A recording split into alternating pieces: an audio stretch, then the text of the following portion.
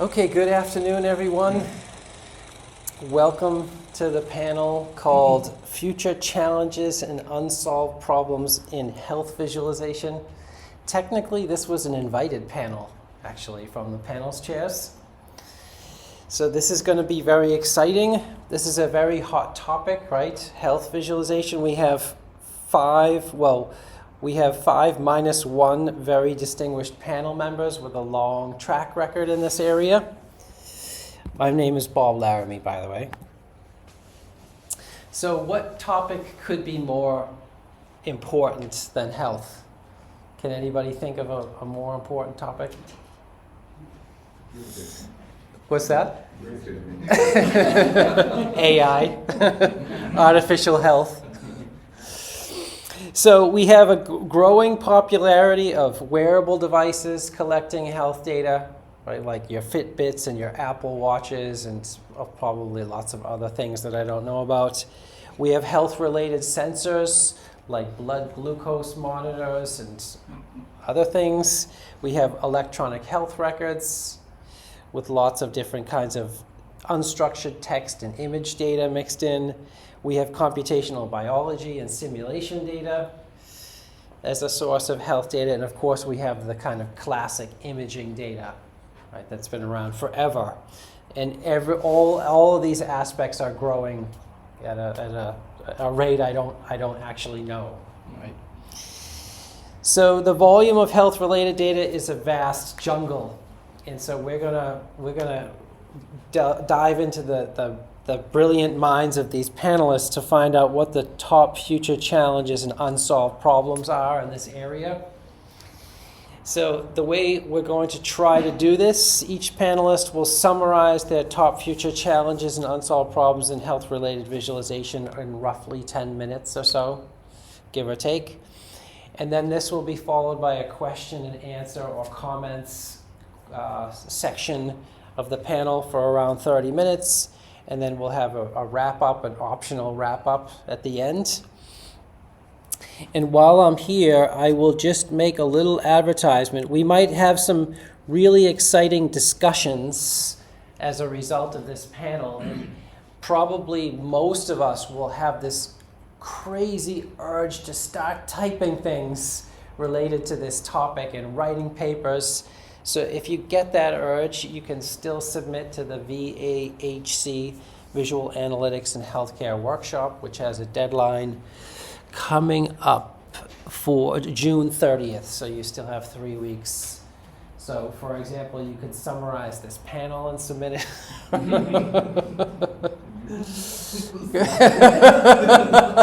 I would love to, but I have this other thing going on.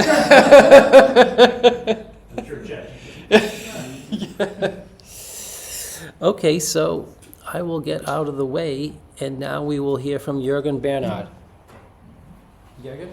Yeah, thank you very much for having me together with these panelists with these brilliant minds. I'm quite honored to be part of it, and I will give you my 2 cents. In reality, it's 10 cents that I would like to give you. So that's me. Most of you know me as well as my trajectory, so I'll keep it short. At the moment, I'm assistant prof at UZH, and I was at Tamara's, you may also know at UBC. Much more interesting is how do I get here, and possibly there are some reasons for that. First one was already mentioned, VAHC. Visual Analytics for Healthcare. I was attending this workshop for the first time in 2013. This was when still Ben Schneiderman and Catherine Plazin ran the show. Sylvia Mix as well, quite interesting. From 2015 on to, let's say, 2021, I was organizing it, and now in the steering committee. There are other members in the panel who also have a very long footprint in that VAHC. Maybe to mention, thanks for bringing up that website.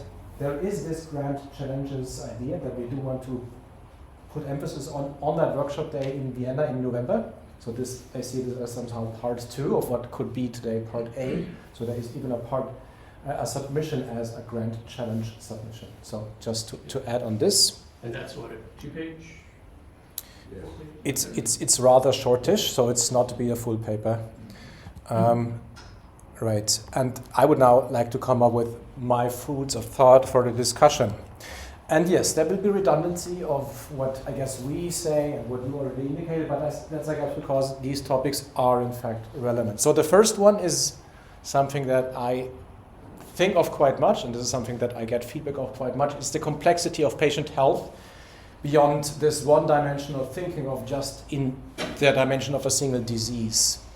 This is something that I figure quite much, and every epidemiologist tells me that it's very naive to just treat a single treatment and have not a look left and right what other kinds of diseases are there, have been there, or will be there. So this is something that is, I guess, something which is quite interesting, especially with our capabilities in interactive visual data analysis to support more.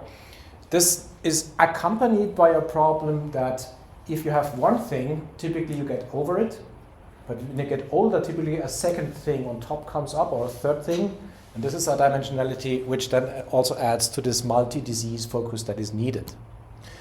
The second one is something very different. We are entering into AI land. What I can do in 5 minutes, I get quite a summary of what I could have and which my symptoms could mean and what my treatment could be if I just ask ChatGPT. So there is quite a societal mechanism going on that gives me advice, which has not been around for 5 years ago. And it is certainly our interest to sort of help the society to do all these things in an informed way, in a methodological way that is sound from a research perspective. So this I call it enrichment and augmentation of our patient data with stuff that hopefully is all true, because then it can truly be an enrichment for data analysis. And the second half of this challenge is the critical thinking of the knowledge, the text, the other kind of output that large language models can produce in health-related contexts, and the ability of us to critical think of, is that correct, is that not correct, is it capable for decision-making in healthcare or not. The next one is related, but it's its own research stream. I called it trust-building methods for explainable and interpretable AI in healthcare. It's a big thing, and I just, given that it's a panel, I just make a little bit naive and a little bit subjective statement that explainable AI has invented for model builders, and not necessarily every user or every expert in the field has the benefit of explainable AI, because it is possibly not human-centered enough or does not match the individual needs of people for that reason. So I guess there is quite some potential to actually use this technology to reach the people in a way they deserve and need. Already mentioned by Bob is the problem, but also the opportunity of multimodality, so the different kinds of information that can flow together, assumed that there is a primary key to link different data sources together, or even if not, as well as the discovery of relations of interesting data attributes, other kinds of data that has some connectivity that, for example, has not yet even been discussed or even discovered. Very much echoing what you said. Something that I more recently stepped into, I was not that much aware of this very much emerging trend, is longevity, and more technically, the longitudinal data complexity that could be around. It is my opportunity in Zurich to work with people who care about people who have recorded their life for 50 years now, which produces data that I've never seen in that kind. It is really fantastic and opens my mind towards longevity. Longevity can be interpreted in very different ways. Typically, what I keep saying is it's the idea that we all get into old ages, but in a way that we sort of find it well. It's not to maximize age, it's to get older and still feeling well. And a lot of it has to do with activity, how we motivate people to do activity, and how self-reflection can be on activity incentives. Also, something that echoes what Bob already mentioned was the sensor data and its complexity. I find it very, very interesting that all of us produce our own data now, so we are all now our individual experts about ourselves. And my question is, if the technology that is given to us, for example, by smartphone apps, is really the only way or the only trusted way to actually cope with this, or if there should also be a more scientifically sound process also going on. And this brings me directly into personalized health and digital health, something that I find very, very interesting because it puts very different requirements to us compared to clinical research or research for insurance companies or stuff. And something that I also learned most recently, because I'm also a learner, is the principle of self-management. So Bob already mentioned that there is, for example, for type 1 diabetes, the problem about blood glucose, and then an intellectual process starts to self-manage me as a patient with the data that I'm having.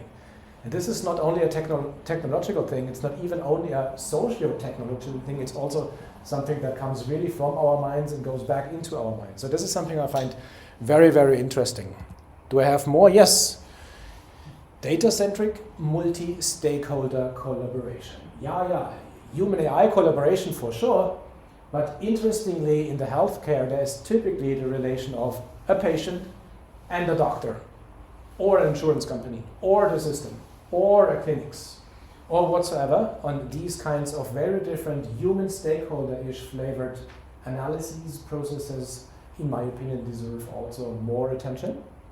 And I think this is my 10 points I wanted to make. Let's see what happens next. Oh, the last one pops up.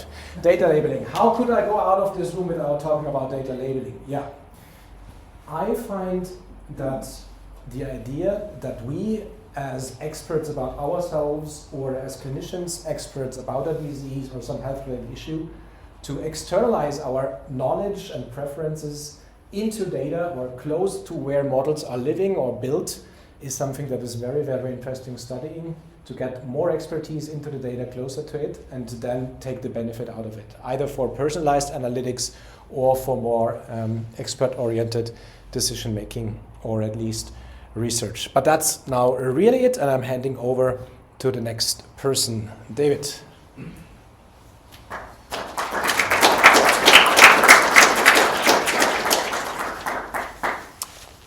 All right. So hello, I'm David Borland. I'm an assistant director of analytics and data science at RENCI, which is a research institute at UNC Chapel Hill. This is my first Eurovis. It's been great. I really enjoyed it. So thanks, Bob, for inviting me to the panel, which gave me an excuse to come. I've worked in and around kind of healthcare data since my PhD, which was also at UNC Chapel Hill in 2007. And got involved in the visual analytics and healthcare workshop through David Gotts, a colleague of mine. And that's how kind of I know Juergen. And so, I'll be talking a little bit about, I guess my perspective right now is very broad when it comes to what we mean by healthcare visualization. So I'll kind of get into that a little bit. But first of all, so back in 2016, David Gotts and I wrote this Viewpoints article, Data-Driven Healthcare Challenges and Opportunities for Interactive Visualization, which is not exactly the same as the title of this panel, but pretty close, right? So I thought it'd be interesting to see what we said back then and how it matches up to today. So some of the specific challenges for healthcare we kind of noted were breadth of use. So you have a large number of different types of people that involved in the healthcare system. Everyone is involved in the healthcare system, right? From patients to who need individualized care to kind of epidemiologists and population health, which of course is still true. Data complexity, which both Bob and Juergen already kind of got into. Lots of patients, lots of variables, lots of data sources, longitudinal data, incomplete data, which I think is a big kind of challenge. And one thing that we really keyed on was statistical rigor, where, again, due to the importance of healthcare, just interesting isn't good enough, right? We want to make sure that the tools we're building are enabling people to make correct decisions that are as rigorous as possible because of the kind of the life and death stakes of healthcare. A couple of things we didn't really note were, one, adoption, which is kind of related to breadth of use, but really how, we build lots of really cool tools and we publish papers and everything's great, but how do you really get these tools to the target audience that are going to use them? It can be at point of care, could be integrating into clinical workflows, And currently, it could be just as media consumption. People are getting their ideas about healthcare from all kinds of sources these days, from AI, from politicians, and so how do we get tools to the right people at the right place at the right time? And of course, AI, I'm not going to blame myself for not picking up on AI back in 2016, but that's a really huge factor right now across all of society, but including healthcare. So just to follow up on statistical rigor a little bit, part of what kind of really inspired us there was this essay on the replication crisis, where the author notes a number of different reasons for why there's this big problem in not being able to reproduce results, bias being one of them. And I'm going to claim that this lack of statistical rigor is a form of misinformation, right? So, which is misinformation writ large is really a big issue with society right now. So one tool that we kind of worked on to try to deal with statistical rigor was looking at selection bias and retrospective data analysis. Won't get into too much details here, but we built this tool. We published papers on it. It was great, but no one's using it. And why? Well, one thing, it's pretty complicated. You're adding this entire layer of complexity to an analysis that wasn't there before. So how do you really make that more digestible by the user? And this tool in particular required contextual information in the form of even more data that the analysts had to have access to be able to search for selection bias, which made it challenging to deploy. All right, so moving on. Here's a quote that I received from Google AI Overview when I was researching for a proposal the other day. Right.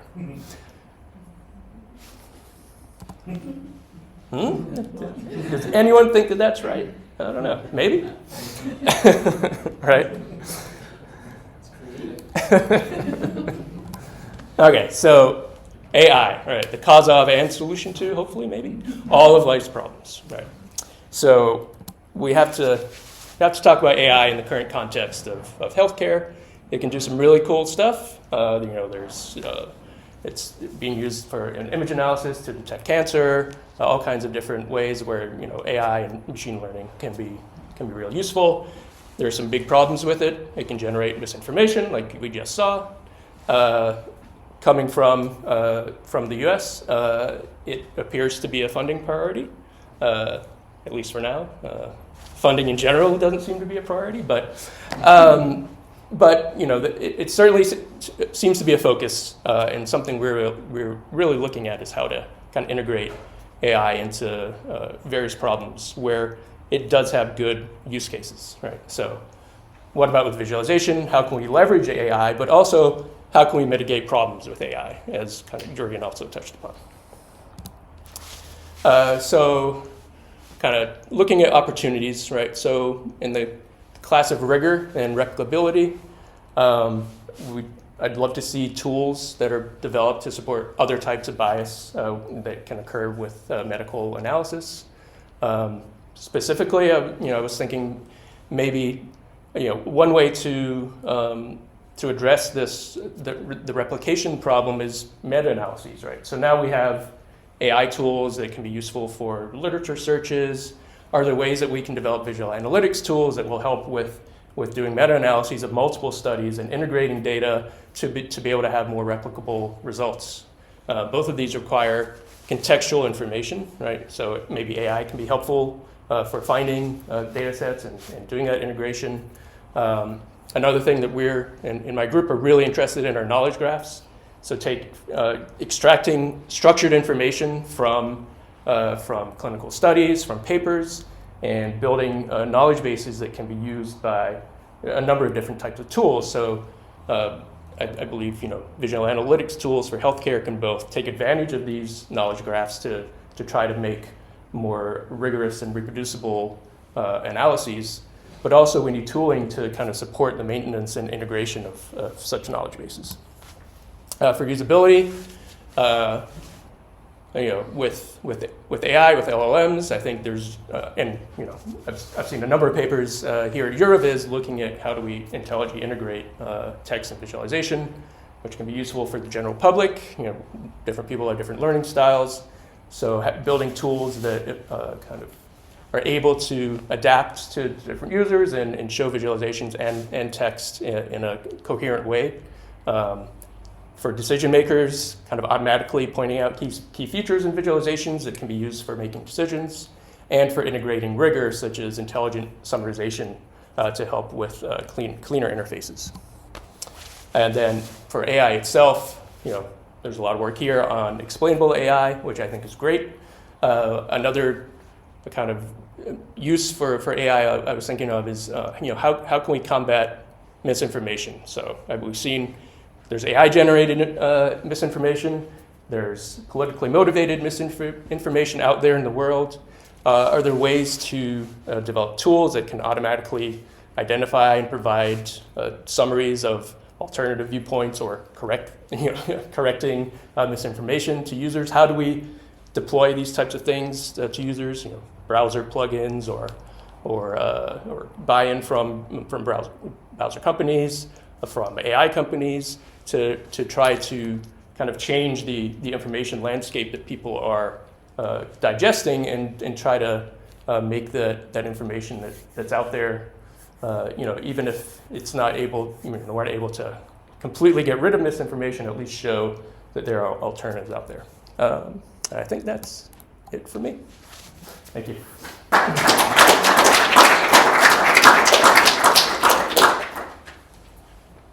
Yeah, nice to speak after you. I think this VAHC community that you lead is really a good thing. I'm a bit in the second row as an IPC member, but I really like to support this as well. Our focus in Magdeburg was a bit more on image data. So with my team in the last 2 decades, we developed many solutions for surgery planning, for advanced diagnosis and so on. Turns out that the solutions became more and more complex and specialized. The target groups became narrower and narrower. So I thought I have at least a decade in front of me. That's probably something that will not carry over another decade. So we started to deal with narrative medical visualization. And David mentioned already broad audiences. That is the keyword that fits here very well. So before coming to the open questions, a bit of context to this. Narrative medical visualization aims at communicating health-related data to broad audiences, all parts of the society in an engaging manner. So motivation here plays a key role, and emotion. There should be an increasing awareness for health-related risks and opportunities, not only risks, I would say, related to lifestyle, early diagnosis and treatment. That's often summarized as health literacy. So we want to promote health literacy. This work is also related to science communication. In particular, if we try to convey things that are rather new, important medical research, then we can orient in science communication, which is a science of itself. Yeah? So there are journals of science communication where they describe strategies and how they evaluate them. That's also relevant for narrative medical visualization.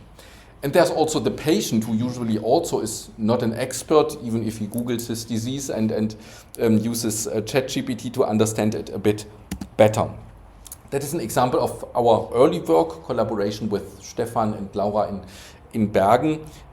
So we tried to develop some strategies, structures, a template, for example, how we can communicate disease stories.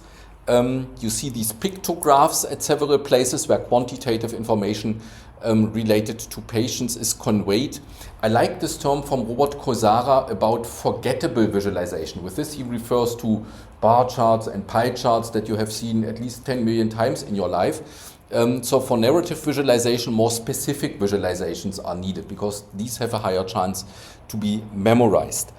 So we have to carefully understand the narrative intent, why a story should be told at all, what is the goal. And then, of course, facts need to be selected. Image data, at least in our cases, often are very important. And then when we thought about this, Monique is here, we had many discussions together. It turned out that characters are probably more important than in narrative visualization related to business data or finance data or so. Yeah, so here patient is often very important, and perhaps a physician.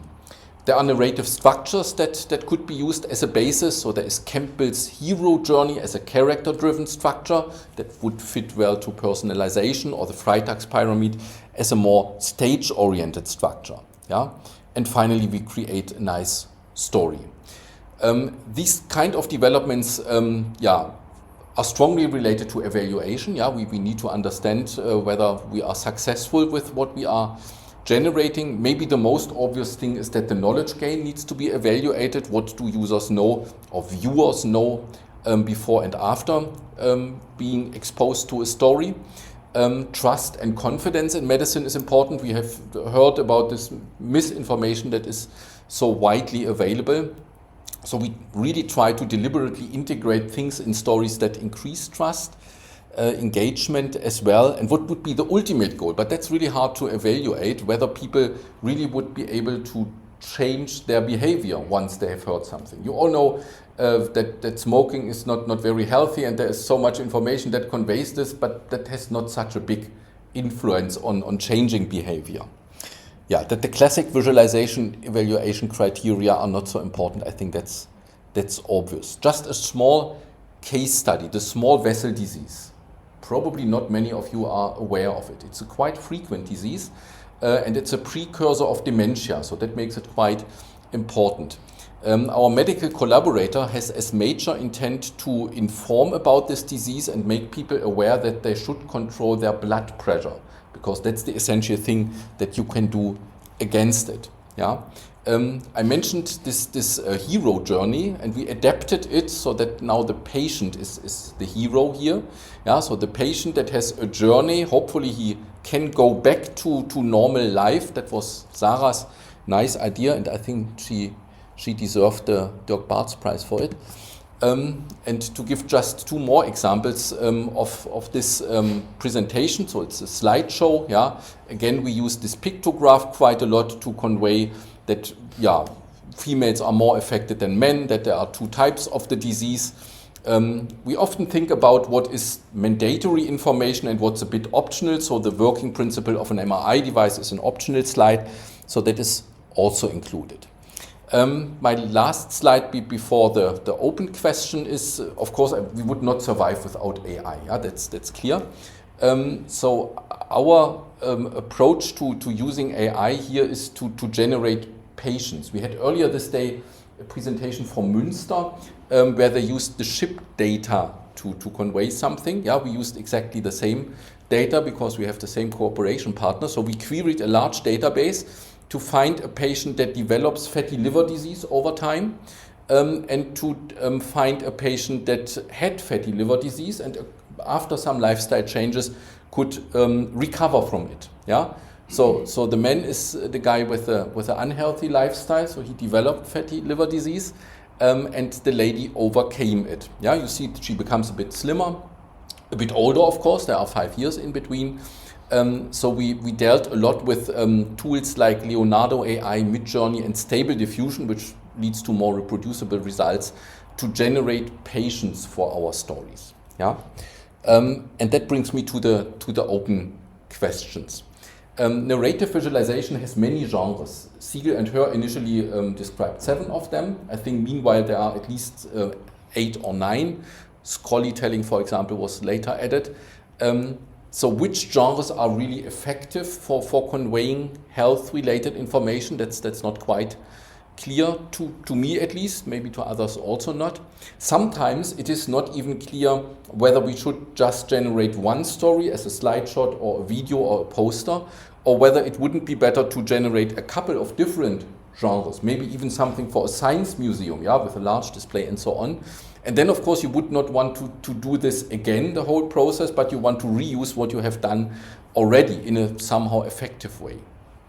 I think that our research is sometimes not specific enough, so we try to make general claims about narrative medical visualizations, whereas I think that diseases like cancer or blood diseases or lung diseases are too different for this. That must be a bit more specific.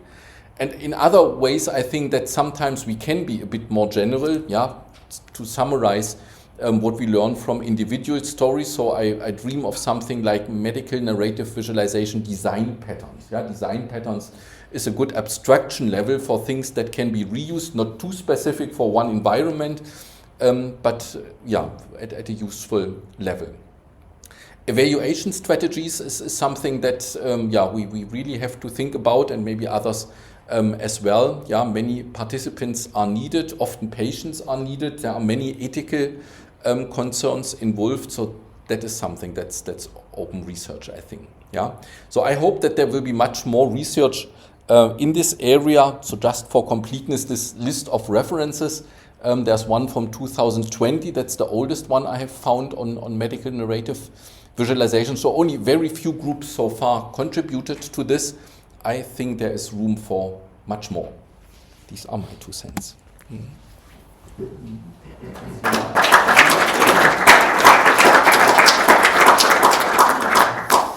My name is Renata. Renata was planning on being here, but she had an emergency, so she is not able to join us. So we're going to go straight to Anna. Thank you. Okay, so my name is Anna Vilanova. I have been working in medical visualization already for more than 20 years, I think. So my background, I worked quite some in the visualization of complex medical images that represent flow or white matter structure in the brain, and you go from diffusion to that. Yeah, so I was asked for healthcare challenges. I don't consider myself an expert that I can name all possible healthcare challenges that are there. I chose something we are working on now. It's a bit different than some of the things I have been working in the past. It has been told already before, where I think actually visual analytics and visualization can contribute to. And this is a explainable AI. Some of my partner collaborators, panelists already talked about that. So this already, Bob already introduced that, right? So we have a lot of data, heterogeneous data, noisy, missing data. So data is really complex. We have things that are problems that go beyond saying whether something is malign or tumor is good or bad, but with more complex reasoning that you want to involve in the decision you make with this data. And you have also situations where you don't have clear objectives. That was also mentioned with one of the panelists. It can happen in healthcare. That is a question that you have multifaceted pathologies, and it's not very clear what is exactly the situation of the patient. So it's difficult to generate ground truth and things like this. So, yeah, so you all know this, right? So we have this black box situation. AI is seen as a method that can leverage from all this data and can be used in healthcare. I think all of you know that. And basically, you have the user at the end, which is the healthcare practitioner that gets some answer from this AI that is in healthcare, and it indicates, okay, in this image, there is a tumor is malign, but okay, it's a black box, and that's not easy to understand. But actually, the human, okay, the slides got a bit messy.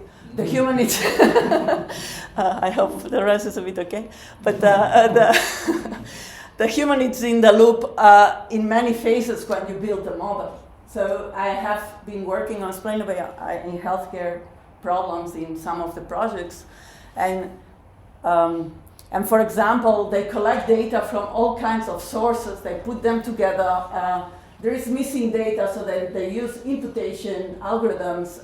Then they have to define the ground truth, so they do it somehow. Maybe there is not even a ground truth, and they mix the data and try to make inference of what the ground truth would be based on what the data is there. So there is decisions that are made in the training, but there is also a lot of uncertainty on what is correct or not. And then we have also the machine learning people who are making the design and decided what is the model and how it will be. So there is also the human there that makes decisions on hyperparameters, feature space that you want to use, and all of this. And you might not just want to look at one instance and then get an answer of, okay, this is benign or malign, and why is that? But if you have a model and you want to put that model in practice in a health system, you want to be able to predict the behavior of this model and be able to say something about when this model will work, whether it has a bias or not, and so on. Okay, so the human is there already in many aspects, and there is a lot of reasons, a lot of questions that you want to understand on the data. So explainable AI is often seen as a way to open this black box, and there are different things you can use explainable AI for. And one of the focus is, for example, diagnosis and auditing. So understanding what the model is actually doing, what is the performance, is good enough to put it in healthcare or not. And actually there are regulations that say that if a model is being used for decision making, there has to be an explanation of the model, right?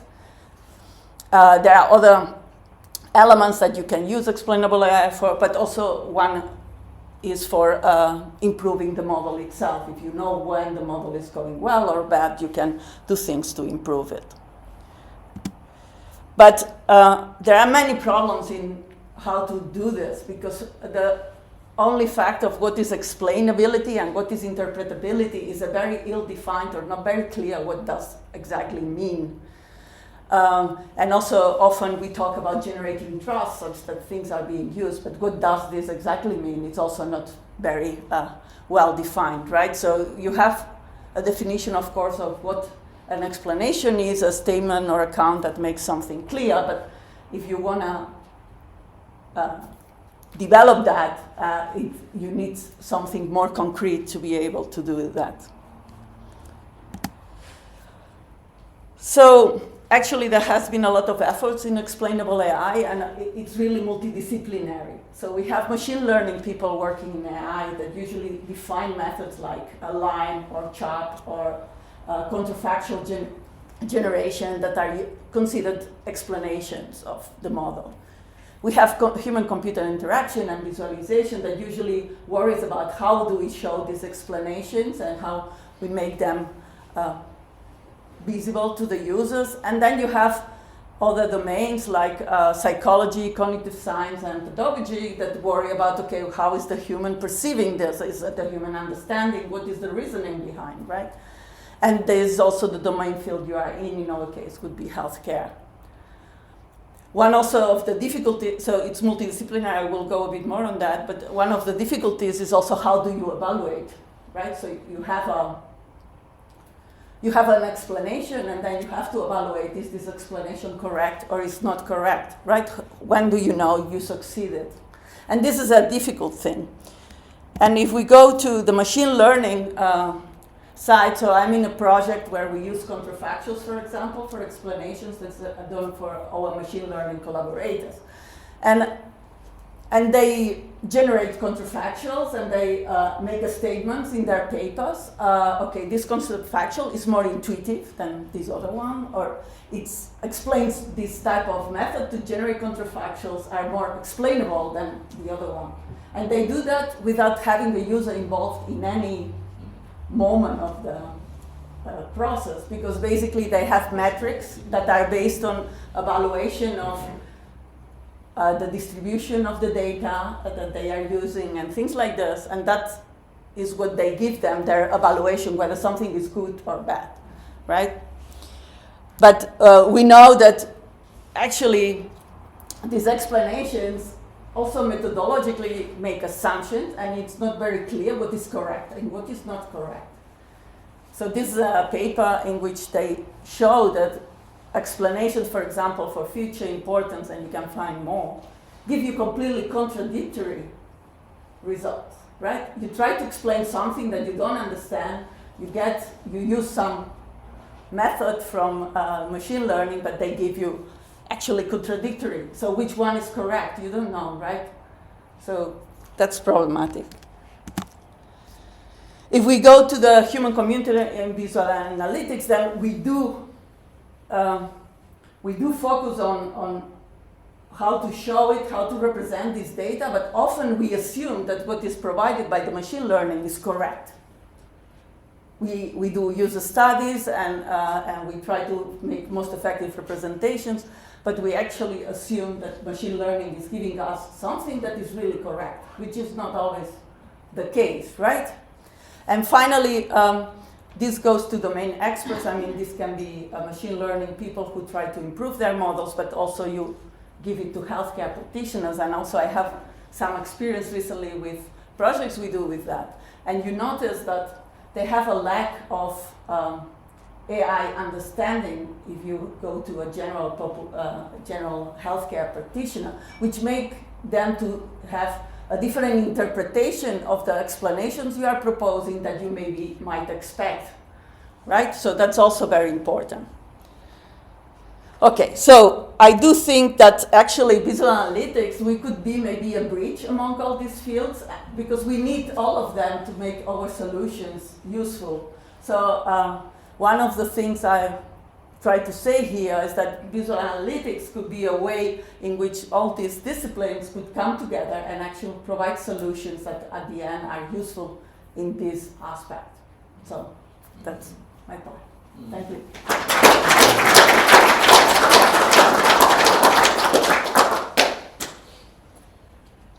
Well, would you mind if I steal the session for a couple of minutes? Yeah, go right ahead. Yep. I would like to ask the audience and the panelists, what is trust? So at what moment do I trust the thing that I'm collaborating with? So let's say the AI that's helping me with my healthcare problem. At which moment do I trust the system? For that? Yeah, I did some actually yeah. So trust is first of all something which is a subjective feeling. It's nothing you can define generally. Then trust in the medical field, I found out, yeah, so it's a complex interaction between people, tools. So if you are getting a new, let's say, tool, when does a medical doctor trust the tool? Because the adoption of AI-based tools was very low at the beginning, now it starts to increase. So it's always that you need a witness that is telling you this tool is reliable. It can be a colleague, it can be a study, published study, and there was a lack of published studies which were showing that the tools were reliable, although they were probably even certified. And this brings the other actors into it, yeah? So you have to have trust in the public institutions which ensure the reliability of the tools, and you have to have a trust in the developers who are developing the tools. And then you also have the trust between medical doctor and patient. So do I as patient trust the tool? And I trust the tool, and if the medical doctor can tell me why he or she decides on this diagnosis using that tool, and this is where we need the explanation. Yeah, so and this creates trust. That's my statement. Thanks for that. I like this multifacetedness, also the interactivity that you were referring to. Name and affiliation?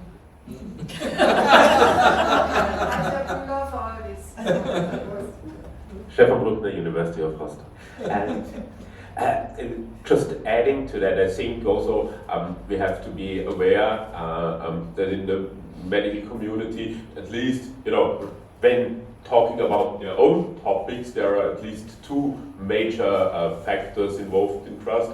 There should be strong evidence in the form of studies, obviously, for instance, for the effectivity of treatment, but also there needs to be a plausible working mechanism of that treatment, for instance. That's why there are problematic alternative treatments where there may be dubious studies, but there is no working mechanism. This is something in particular in the context of AI that partially we cannot offer at this moment. We can have some explanation, some explainability, but in many cases, when you're talking in particular, when you're looking at things like large language model, even the experts will not be able to exactly tell you why does this work, right? And that's something that we will have to really consider when trying to establish trust for these kind of things that we, in many cases, or at least in some cases, cannot provide a plausible working mechanism.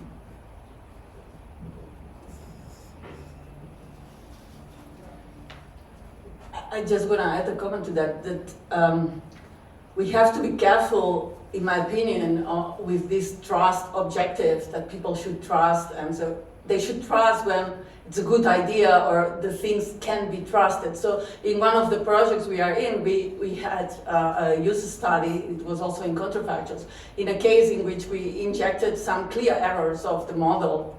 And actually the medical doctors had the tendency to accept the model results and actually try to justify with the explanations the erroneous conclusions of the model. Wow. Right? So, yeah, so we have to be careful in just aiming at, we want the doctors to have trust, okay, yes, but have trust when they also should not blindly trust, right? So it should be clear when they can trust and when they cannot trust. And I think that should be also, this is also important. I think he was first. Name and affiliation. I'm Phil from the University of Groningen. If I may be so bold, maybe I can try and come up with a sort of general definition of trust for this context to provide a basis to argue about. So what if we define trust as a decision made without the verification of the premises that lead us down this line of reasoning? So for example, if I make a valid argument, so if ChatGPT is, I give ChatGPT data, and the data is truthful, like truthfully obtained, and the reasoning that ChatGPT makes about it is correct, then I will follow its advice. Right? That in itself is a valid argument, but of course then evaluating that soundness, I can leave up to trust, because I don't know how ChatGPT works.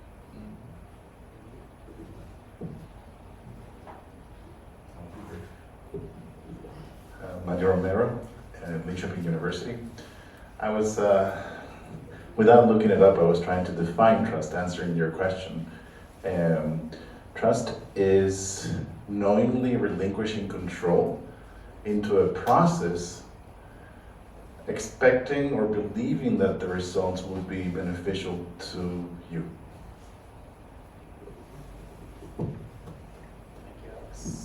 Was there somebody else had their hand? Yes. So Jan Kolmer from Vilanova HD. I just want to mention that there was a Dagstuhl seminar on actually the role of visualization in fostering trust in explainable AI and in these methods. And there's a manifesto also that the visualization community brought out on this topic. And one thing was that you cannot trust in a technique, you trust in the people, and Katja said that already.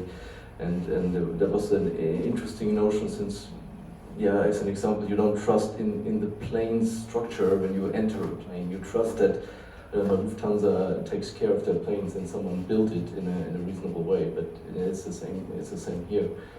But Jon, if my car gets too old, I start no longer to trust my car, I would say.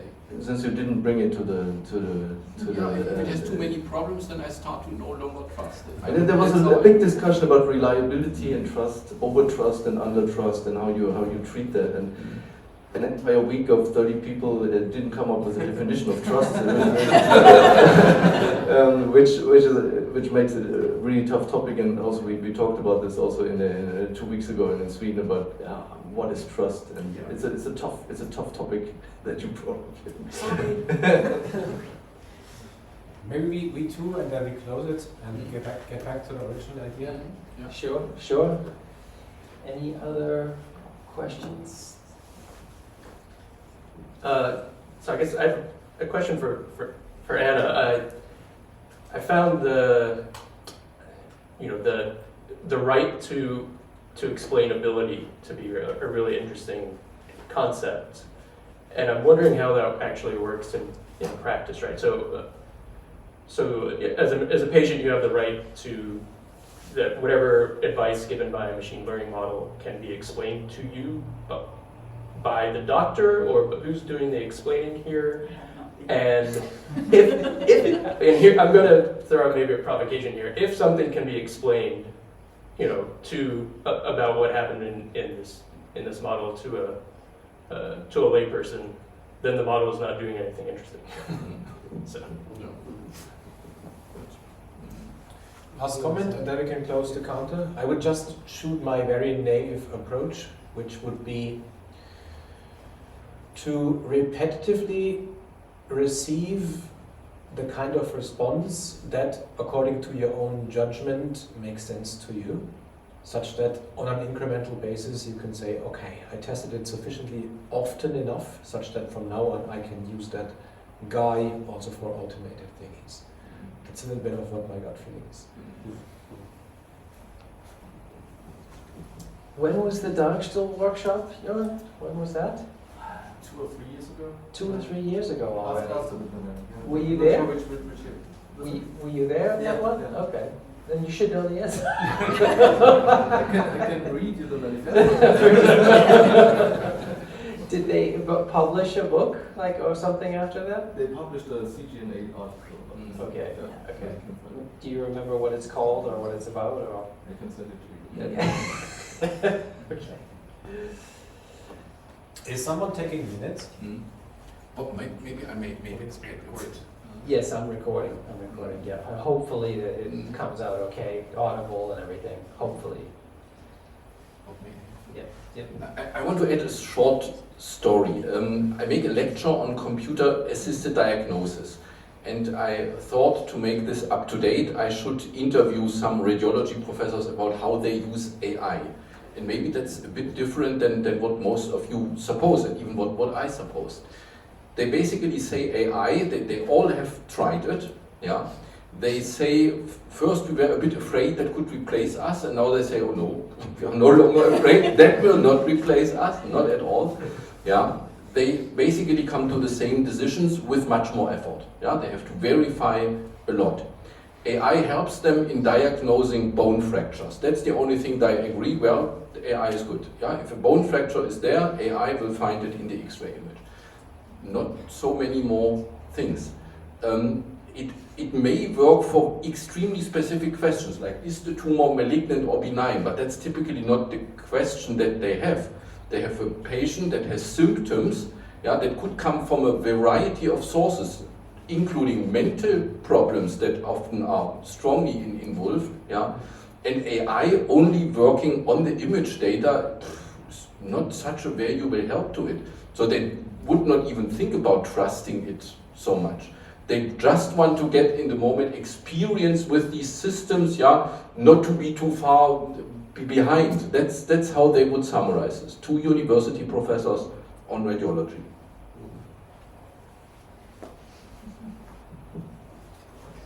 Exciting discussion. Back to Katja. Starting again.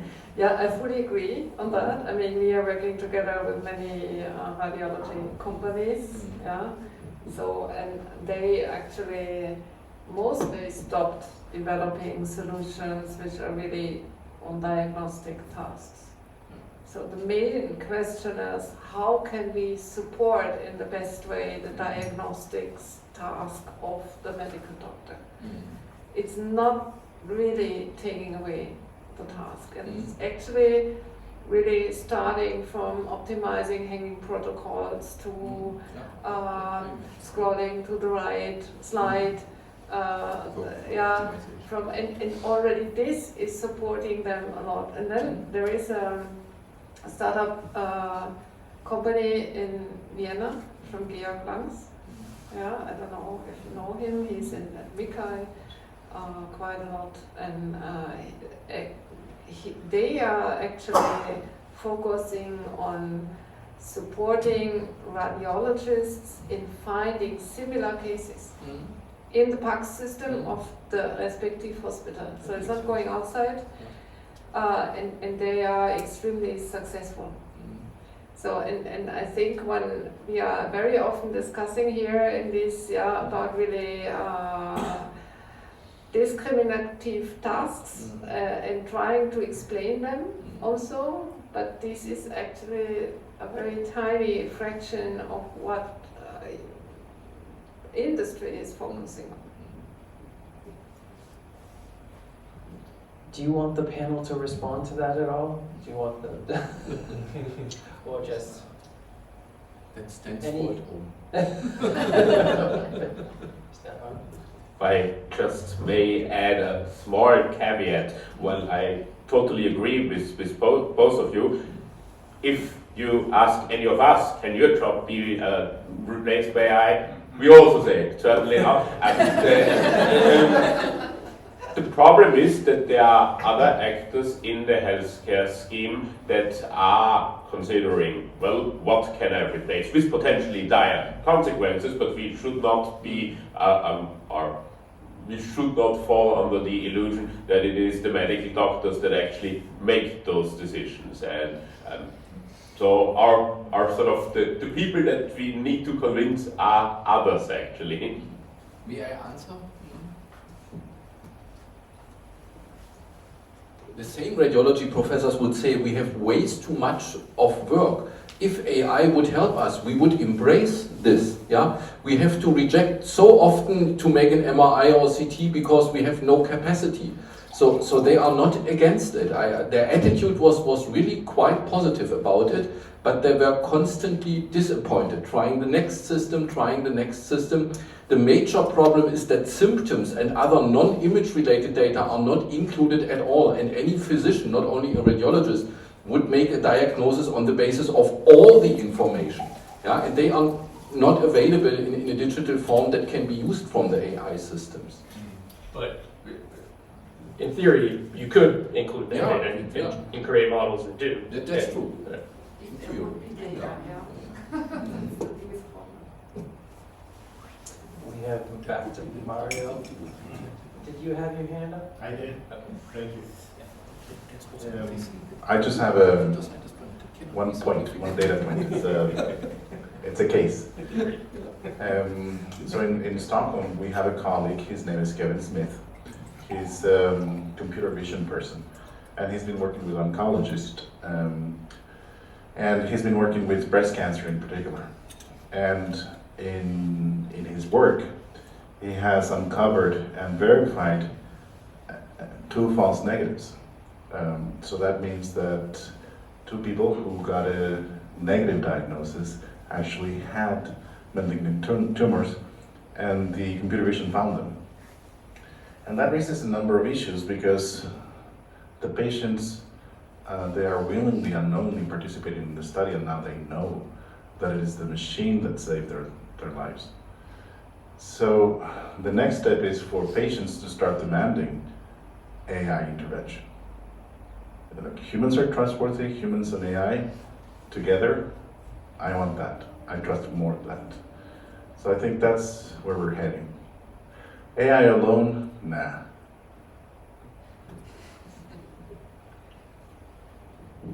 That's a great point. Any other questions or topics? I want to comment a bit on this. I know these radiologists also quite well that do early detection of breast cancer, yeah? And they would tell you that's a fine line. If in every case they suspect this could be such malignant, they say this is really malignant, they would recall many more persons, yeah? They also have the obligation to make this recall rate not too high, and they know that a considerable fraction of the malignant cases would never cause problems. They are not so malignant. Yeah, statistically you saved your life by detecting them, but they had a better life if you never had detected it because they wouldn't notice. Juergen is very familiar with prostate cancer as well. There this problem is even more severe. Yeah?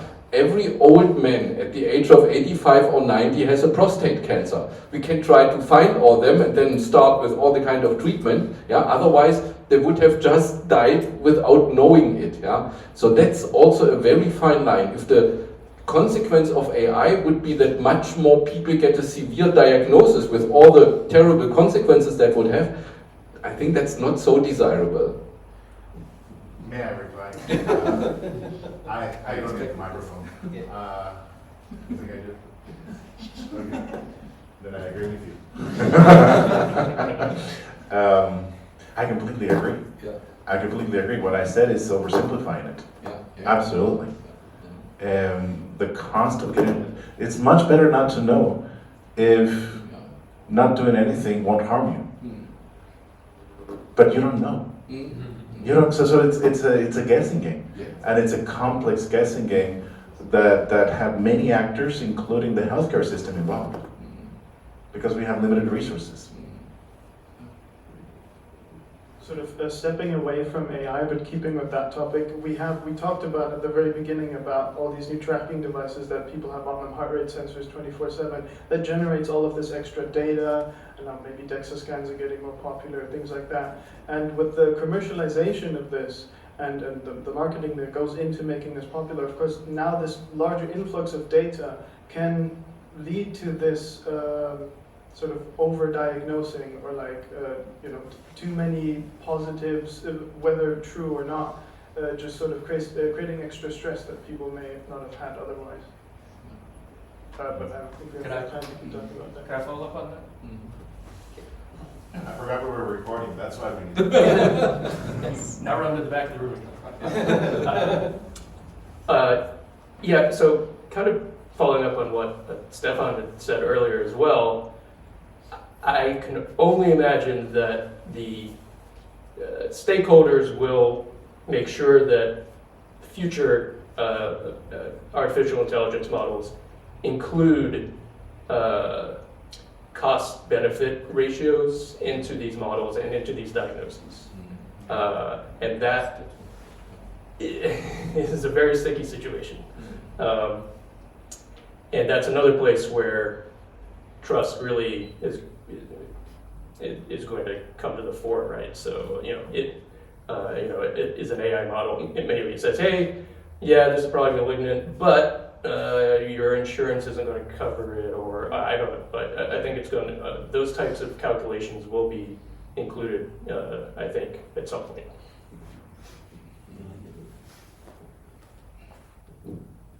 Any other questions, please?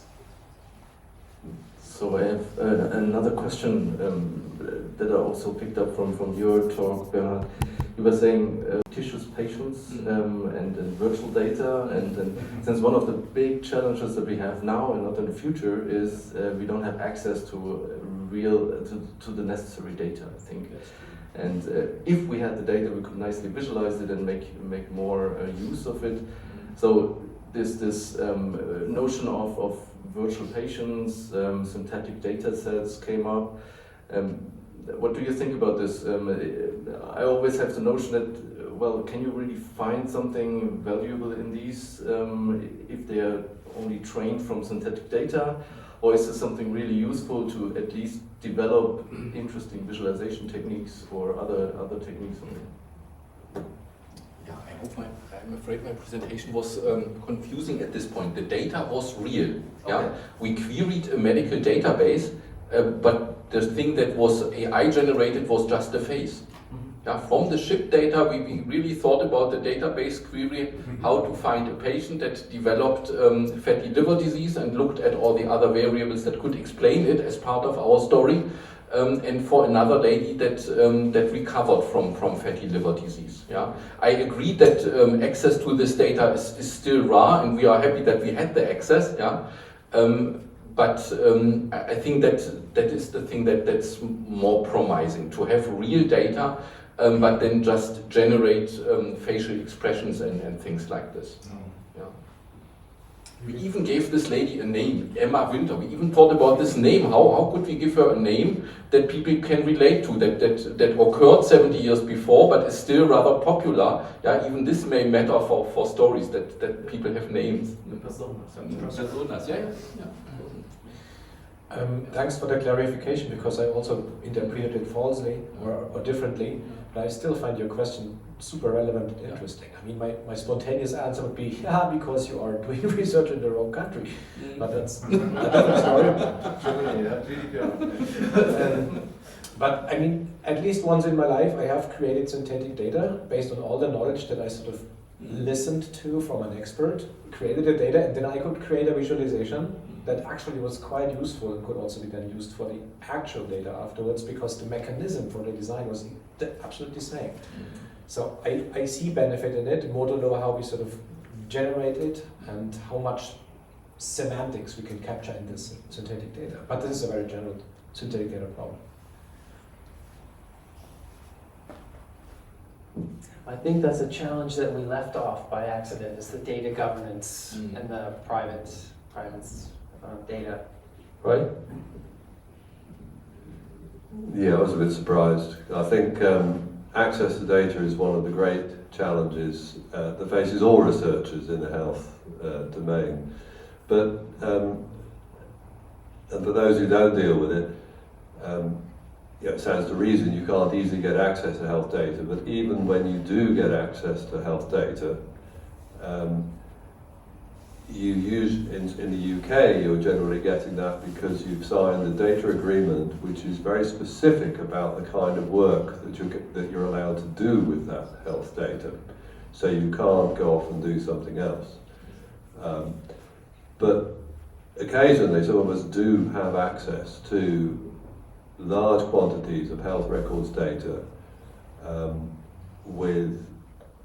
that is genuinely, the data agreement says that we've been given this access in order to develop visualization techniques for sometimes just generally, or sometimes viz techniques for a certain type of scenario, like patients with many diseases over a long period of time, which picks up some of the challenges that Juergen and David talked about. So a question would be, given that you couldn't have access to that data, what would it be useful for you to learn about that data, which could maybe be published in a paper about the characteristics of it, or the way that different visualization techniques, standard ones, do or don't work very well with that data? What questions would you do you have about data like that you'd like others to answer? Because some of us might be able to answer that in the work that we're currently doing. Anybody want to try to answer that? I just love that spirit. Thanks for getting this in. For the next 12 months, I might be able to do that. Maybe I can add one thought. In the last 10 years or so, whenever I got to know people that had many diseases at the same time, in particular younger persons, if I could make a closer relation to them, it turned out the actual cause is a mental health disease that led to many other problems. I think that's the large blind spot that we all have, also in our data. Yeah, that's nowhere in data available, that's not analyzed and so on. Yeah, so maybe if I could add one more thing to do for the future, it would be to appropriately consider also mental health aspects that lead to symptoms. Yeah, it's not something that just happens in their mind, but without tackling this, you would not make any progress.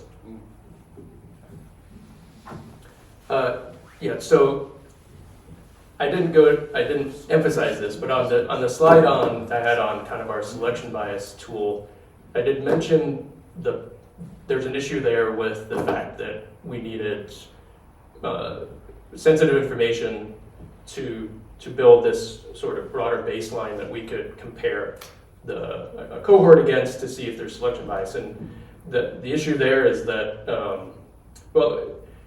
we were able to get an IRB approval to get a whole bunch of data, lots of variables, lots of patients that most researchers don't get, right? They're looking at a very narrow subset of data, and they don't have this baseline to compare against where that's necessary for looking for different types of bias. So, we're currently working to try to integrate these tools into sort of the cohort selection process, where we can hopefully make these sort of baselines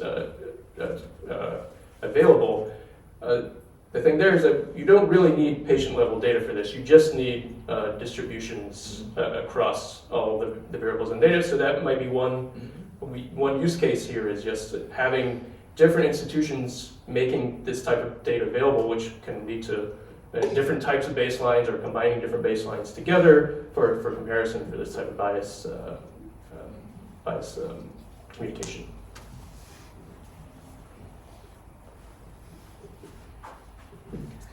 We also forgot visualization of mental health data. I guess part of it. A lot of future work. I'd like to inquire about a little bit of a different topic that I don't recall whether someone mentioned that explicitly in their talks, but how can we speed up widespread adoption of tools in medical visualization? I know that all of you have had so many successful collaborations, but many times these collaborations are with distinct groups or researchers. Oftentimes they are in medical research with maybe some clinical use. But when we look at standard tools that are used in the clinic and the visualization components in there, they are at least 20 to 30 years behind the current research. And sometimes for a good reason, it's a medical product, it needs FDA approval or equivalent in other countries. And this is something that is not the case in other fields, in other applications of visualization. But do you think there is something that we as a community can do to speed this up, to get our research earlier into standard software, and what could that be? That was a long question. Sorry. Yeah, that was an important question. I think the only promising way would be to cooperate with industry from the very beginning. A little bit like you at Fraunhofer probably would do this, yeah, for the Fraunhofer Institute. That would be more natural than for a university, but it's also possible for a university, because this approval is the essential thing. Otherwise it cannot be available. Yeah, I cannot imagine something else. Without the industry, I think it cannot work. Two statements for the last two topics. I was recently almost involved in a startup about the holistic way of treating people and gathering data. And what they came across is that it needs 11 questionnaires to be filled out, such that you get the big picture. So we just read 2, which is symptomic versus mental, but there's actually 11 distinct things to ask for. And then you can dive deeper where there is signal. Regarding your current question, there is this ugly word, and this prevents us from doing, and this is clinical. Clinically tested, or clinical approved, or clinical whatsoever. And as soon as this term appears, we need to run away, because we are doing research prototypes more we can't. Yeah. I'm sorry to say that rather directly.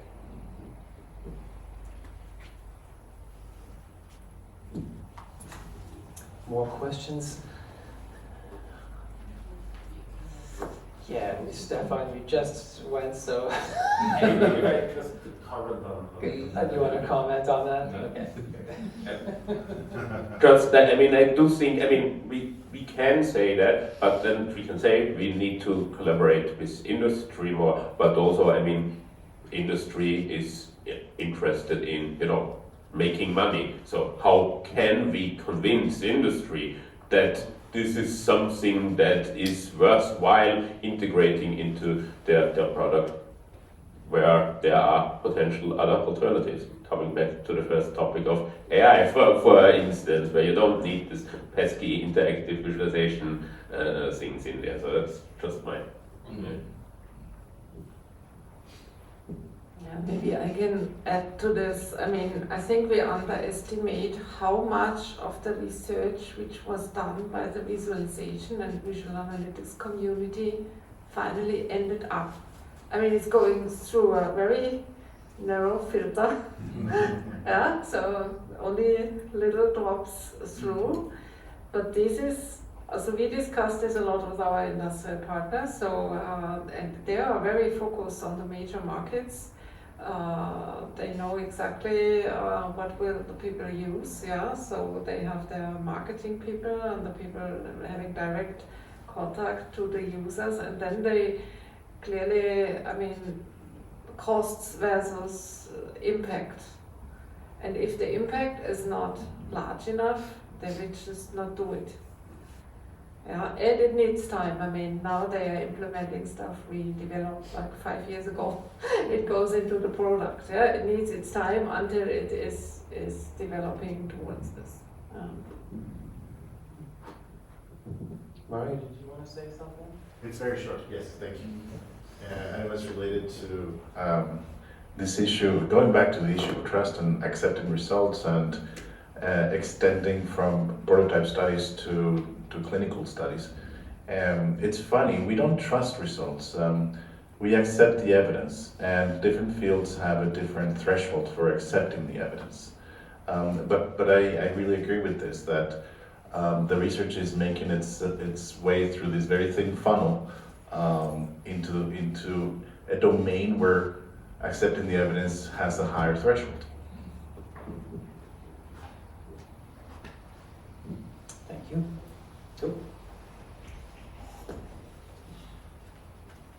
I also think in visualization we have the problem to show the value of it. It's not easy to show very clearly that if you use a specific type of visual analytics or visualization, your results will be better. Or, I mean, we have this problem also with all prototypes. So then imagine having to inform somebody, and so we can, yeah, it's difficult to have this type of studies in which you could very convincingly say, okay, now this is improving. There are some, but there are few. So that makes it difficult for also to be very convincing that they should be used. Other disciplines can do that more easily because they can do a statistically analysis, and that is a proof that this makes sense and that it's a difference. And for us, it's harder because the human is part of it. I guess, yeah, so I have one anecdote, at least, of when I was working on my PhD thesis, which was on kind of volume rendering kind of stuff. I was working with a radiologist who had this idea of this very specific thing that he wanted to make his job easier. And he wanted to implement this, patent it, and he talked to the Siemens, who's the company that had the MRI machines, and he talked to the representatives from Siemens, and he was like, I want this. And there was this master research agreement between the institution and Siemens, and so they licensed the patent. And the first thing I did after grad school was go up to Siemens Corporate Research for a few weeks and implement that on their system. I don't know how reproducible something like that is, but I think having strong advocates you're collaborating with who can really push on the relationships they have with vendors and with companies is at least one avenue that can be useful to try to get your work into actual systems. And that's the only time that's happened. So. I believe that turns into the VizGap workshop, basically. Yeah. Any other, which is like a never-ending workshop that we talk about every year. While you're thinking, maybe as a second rather direct comment to that problem about clinical, what we did do in the past to somehow find our way to not make decisions, but just show things.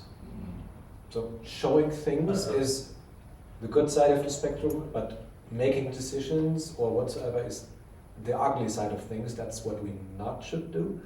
And that's how we, at least from a more exploratory point of view, drove quite good with.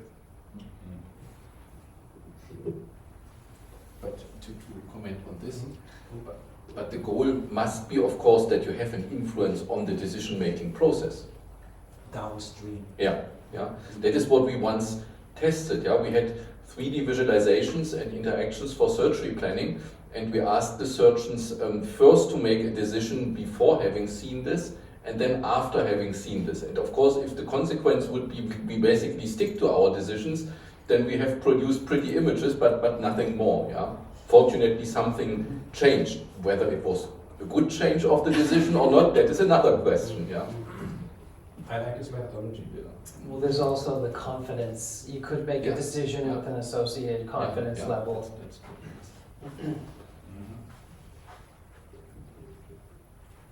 So there's a lot of emphasis on treating patients directly in what we're saying. There are other ways that data analysis and visualization can assist in health. One, of course, is in planning and management in health institutions. And another is in turn to influence policymakers who may bring about changes which allow other things to happen, maybe in the way health is organised, maybe in more societal factors. And those are equally valuable things and possibly easier to, have slightly fewer hurdles. Was there a question in there? No. Okay. No. So just commenting also on what Juergen said, I mean, the successful way to work with clinicians that I see in Frankfurt is that Fraunhofer actually has clinical doctors on payroll that can work on these visualizations with the doctors themselves. And I think that's the only way also, since you said, okay, we need to work with industry, but to get industry interested, I think the doctors and the clinicians, they have a lot of influence on what industry finds interesting. And since when they don't apply these new techniques, then they cannot sell their products. So we need the clinicians, and that's also the access point for us as visualization researchers. I think to get interesting data and to get interesting use cases, and if possible, get time with these clinicians, since that's the scarcest resource beyond data.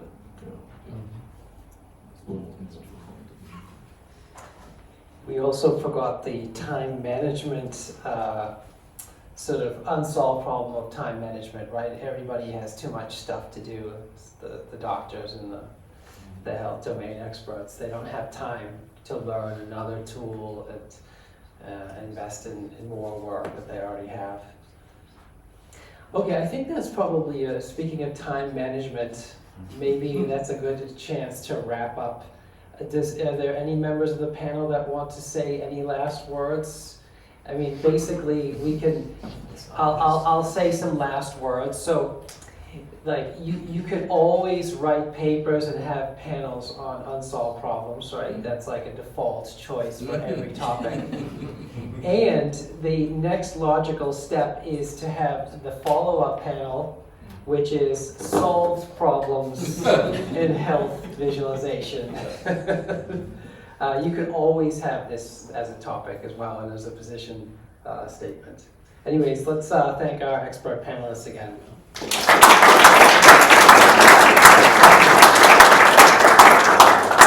And we'll see you all for part 2 at the VAHC workshop in Vienna in October.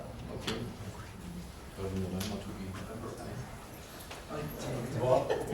Let's take a photo.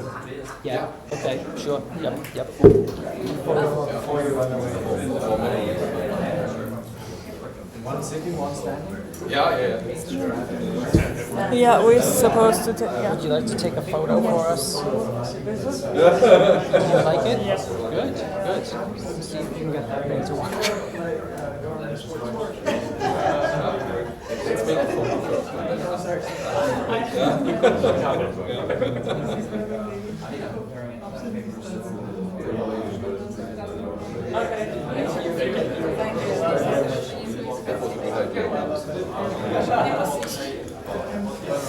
Thank you.